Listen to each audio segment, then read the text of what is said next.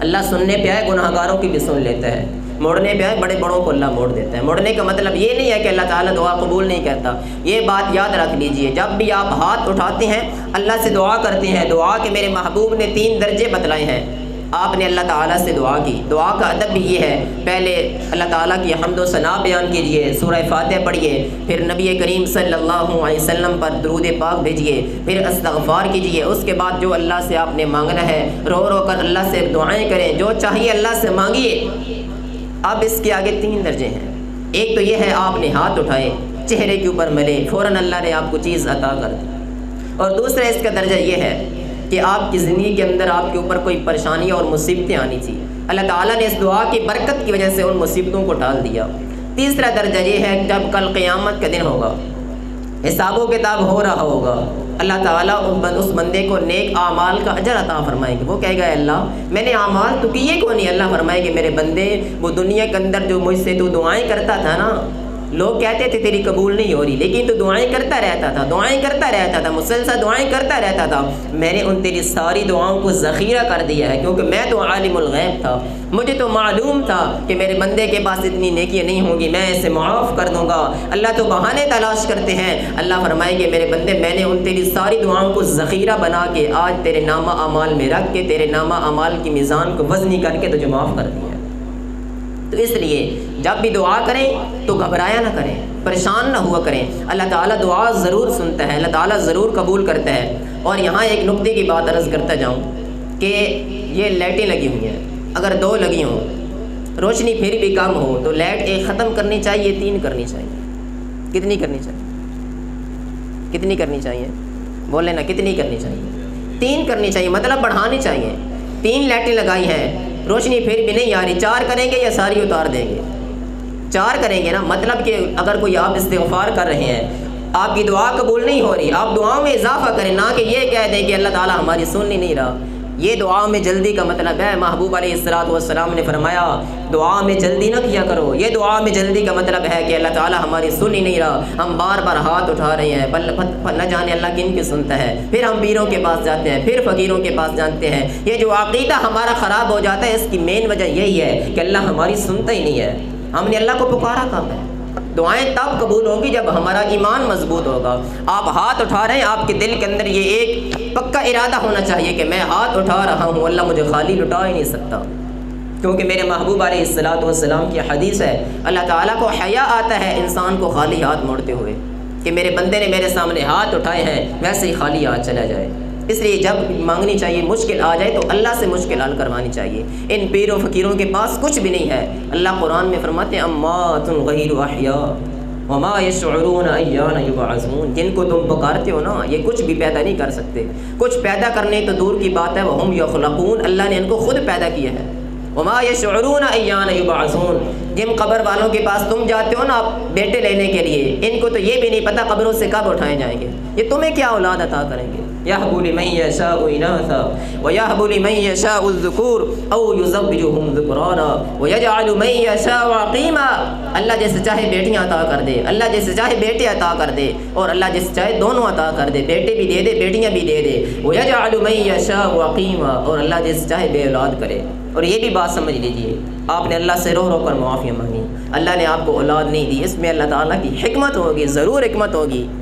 ہو سکتا ہے وہ اولاد آپ کے لیے نافرمان ثابت ہو جائے، وہ آپ کو قتل ہی نہ کر دے۔ بڑے بڑے واقعات سننے میں آتے ہیں نا، اولاد نے باپ کو قتل کر دیا، تو دعا چھوڑنی نہیں چاہیے، دعا مانگتے رہیں، جو چیز نہ ملے یہ کہہ دیں، دل کو سمجھا لیں کہ ہو سکتا ہے اس میں اللہ کی حکمت ہو، اور حکمت ہے بھی صحیح، ہو سکتا ہے وہ اولاد آپ کو قتل کر دے، آپ کی نافرمان ثابت ہو جائے۔ اللہ نے آپ کو بیٹیاں عطا فرمائی ہیں، وہ بیٹیاں آپ کے لیے فرما بردار ثابت ہو جائیں۔ ایک صحابی کی 6 بیٹیاں تھیں، نبی کریم صلی اللہ علیہ وسلم کے پاس آیا، کہتا یا رسول اللہ بیٹا ہو جائے، بیٹا ہو جائے۔ میرے محبوب نے دعا کی، اللہ نے بیٹا عطا کر دیا۔ رات خواب آئی، کہتا ہے اے اللہ کے رسول صلی اللہ علیہ وسلم، میں نے خواب میں دیکھا کہ میں جہنم کی طرف جا رہا ہوں، جہنم کے جو دروازے ہیں ہر دروازے کے اوپر میری ایک بیٹی موجود تھی، جب مجھے وہ جہنم کی طرف لے کر جانے لگتے تھے تو بیٹی سامنے آ جاتی، فرماتی نہیں میرے ابا کو جہنم میں نہیں جانے دینا، میرے پیغمبر کا فرمان ہے۔ دور جاہلیت میں یہی ہوتا تھا نا، اگر کسی گھر میں بیٹی پیدا ہو جاتی، قرآن کہتے ہیں ان کے چہرے سیاہ ہو جاتے تھے، تسود وجوہ، قرآن کہتے ہیں ان کے چہرے سیاہ ہو جاتے تھے، بیٹیوں کو نحوست سمجھا جاتا تھا، اسلام نے یہ عزت عطا فرمائی، اور توحید کی یہ ساری برکات ہیں۔ اگر توحید انسان کی زندگی کے اندر آ جائے، انسان کبھی پریشان ہو ہی نہیں سکتا۔ حضرت ابراہیم علیہ السلام کی سیرت ہمیں توحید کا سبق دے رہی ہے۔ حضرت ابراہیم علیہ السلام کو اللہ نے بیٹا عطا کیا، کتنے 80 سال پکارتے رہے اے اللہ بیٹا عطا کر دے۔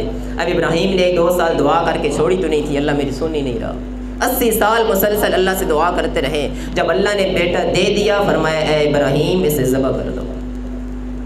اب یہاں پر رک کر سمجھیے، جب انسان اکیلا ہو، حضرت ابراہیم اکیلے تھے، پوری قوم دشمن تھی، محلے میں اپنا بھی کوئی نہیں تھا، سب دشمن تھے، اپنے پرائے سب دشمن تھے۔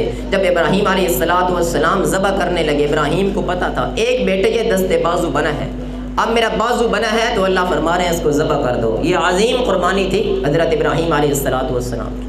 قرآن کہتا ہے فلما اسلم وتلہ للجبین، حضرت ابراہیم بھی چلے گئے، حضرت اسماعیل بھی چلے گئے، دونوں وقت کے نبی ہیں، ایک حضرت ابراہیم ہے، ایک حضرت اسماعیل ہے۔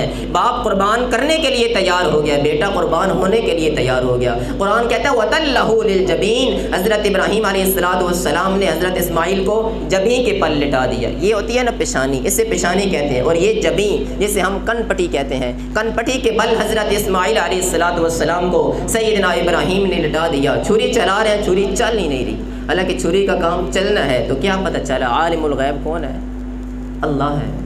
غیب کی خبریں جاننے والی ذات اللہ کی ذات ہے، اللہ کے علاوہ کوئی غیب نہیں جانتا۔ سب کچھ کرنے والی ذات میرے رب کی ذات ہے۔ اس لیے قربانی آ رہی ہے تو اپنے دلوں کو خالص کر لیجیے، اپنے دلوں کو پاک اور صاف کر لیجیے۔ اگر عقیدہ توحید نہیں ہے پھر قربانی کا کوئی فائدہ ہی نہیں ہے۔ حضرت ابراہیم علیہ السلام کی پوری زندگی ہمیں توحید ہی تو سکھا رہی ہے، اور اللہ نے اپنے محبوب کو فرمایا قل ان صلاتی ونسکی ومحیای ومماتی للہ رب العالمین، فرما دیجئے میری نماز، میرا روزہ، ونسکی اور میری قربانی، ومحیای ومماتی، میرا مرنا اور میرا جینا کس کے لیے ہے؟ اللہ کے لیے ہے۔ یہاں پیروں فقیروں کی بات نہیں آئی، رب العالمین کی بات آئی۔ یہ آیت بھی ہمیں قرآن پاک کی عقیدہ توحید سمجھا رہی ہے۔ یہ بھی یاد رکھ لیجیے، ہر کتاب کا ایک موضوع ہوتا ہے، ہر کتاب کا ایک ٹاپک، ایک عنوان ہوتا ہے، ہر کتاب کا ایک دعویٰ ہوتا ہے۔ قرآن کریم کا موضوع اور دعوت توحید ہے۔ تمام انبیاء کی دعوت جو ایک دعوت تھی، وہ تمام انبیاء کی دعوت توحید دعوت تھی۔ تمام انبیاء کرام آئے، سب کی دعوت ایک ہی تھی، قولوا لا الہ الا اللہ۔ اللہ فرماتے ہیں ہم نے ہر قوم کے اندر ایک نبی بھیجا، اس ہر نبی کی پکار یہی تھی لا الہ الا اللہ، لا الہ الا اللہ پڑھ لو، جہنم سے بچ جاؤ گے، جنت کے مالک بن جاؤ گے۔ آج ہم نے اس عقیدے کو سمجھا ہی نہیں۔ شیب ابی طالب کی گھاٹی کے اندر 3 سال تک صحابہ کرام رضوان اللہ تعالی علیہ مجمعین درختوں کے پتے چوس رہے تھے، چمڑا چوس چوس کے گزارا کر رہے تھے، لوگ ظلم کر رہے تھے، لیکن عقیدہ توحید اندر مضبوط تھا، کوئی فکر ہی نہیں۔ صحابہ کرام نے قربانیاں دی تھی، کیوں؟ بنیادی وجہ یہی ہے، عقیدہ توحید مضبوط تھا۔ سب سے زیادہ مضبوط عقیدہ میرے محبوب علیہ السلام کا مضبوط تھا۔ طیف کی وادیوں کے اندر پتھر کھا رہے میرے محبوب علیہ السلام، جوان بیٹیوں کو طلاقیں دی جا رہی ہیں، حضور علیہ السلام کو لوگ مار رہے ہیں، لیکن عقیدہ توحید مضبوط تھا۔ اس لیے ہمیں اپنے دلوں کو خالص کرنا چاہیے۔ قربانی کر رہے ہیں، اپنے دلوں کو پاک اور صاف کر لیجئے، عقیدہ توحید کا سبق لے کر جائیے۔ اگر چاہتے ہیں اللہ تعالیٰ کی رحمتوں کا نزول ہو، توحید کو اپنے دل کے اندر جگہ دیجئے۔ انشاءاللہ اگلا خطبہ جمعہ جو ہوگا وہ قربانی کے مسائل پہ ہوگا۔ اللہ تعالیٰ ہمیں قرآن و حدیث کو سمجھ کر عمل کرنے کی توفیق عطا فرمائے۔ وما توفیق الا باللہ۔